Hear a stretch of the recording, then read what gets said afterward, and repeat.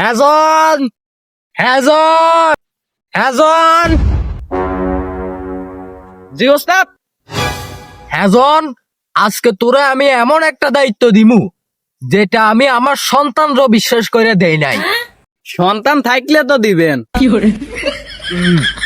হ্যাজন, এ অমূল্য রতন আমার কাছে আর বেশিক্ষণ রাখা যাইব না।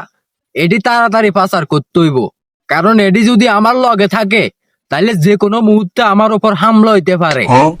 ওস্তাদ, এটি কি এমন অমূল্য রতন? সোনা? আরে না, ওইটা তো আমার কাছে আছে। আরে ওস্তাদ, আমি স্বর্ণর কথা কইতেছি, স্বর্ণ।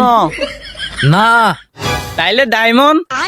আরে না, তাইলে ওস্তাদ, এর থেকে মূল্যবান আর কি হইতে পারে? অক্টেন।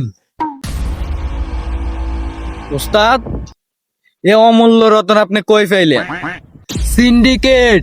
এই অক্টেনের দাম এখন বিশ্বের বাজারে কোটি কোটি টাকা। আগের বার আমি সোয়াবিন তেল বেচা হইছি লাখপতি, এইবার এই অক্টেন বেচা হমু কোটিপতি। হকস না কেন? কিন্তু ওস্তাদ, দেশের জনগণের কি হইব? আর কি হইব? আকাশ ভরা তারা, খাইব গোয়া মারা সারা। হকস না কেন?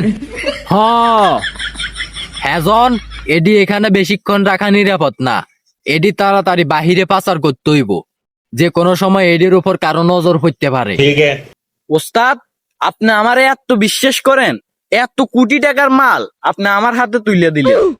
বিশ্বাসের না নিরে খালি ঘর। তোরে তো আমি বিন্দু পরিমাণও বিশ্বাস করি না। তোরে চেক দেওয়ার লাইগা আমি জায়গায় জায়গায় লোক সেটিং করায় রাখছি। হকস না কেন?